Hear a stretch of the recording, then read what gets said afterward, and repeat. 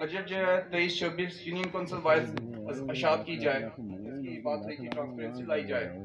पिछले साल का बजट पब्लिक कर दें, जिला कौंसिल का दफ्तर ही कोई एक पोस्ट दे दे, इश्तिहार दे दे, इतने फंड आए हैं, इतने लगाए हैं, इसमें कोई हर्ज की बात नहीं है। मेरा ख्याल है गाड़ी की मद में रखी हुई रकम आप तरक्याती बजट में शामिल कर दें, हर मेंबर में मुनसिफाना तरीके से तकसीम कर जाए, रिजर्व सीटिंग को भी दी जाए। पेशा वराना टैक्स में इस्लाहात की जरूरत है, उसके लिए कमेटी कायम की जाए जो इस पे काम करे।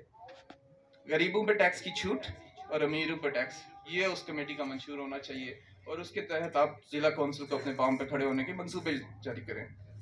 आज़ाद कश्मीरी हुकूमत से मुतालबात करते हैं कि मेम्बरान की आइनी, कानूनी और मालियाती हैसियत को बहाल किया जाए और नका के जो रकूम है वो सरकारी सतह पर मुकर्रर होनी चाहिए। इसकी जो मुखालफत करता है वो भी बता दें, जो इसके हक में है वो हाथ खड़ा कर दें। मेहरबानी।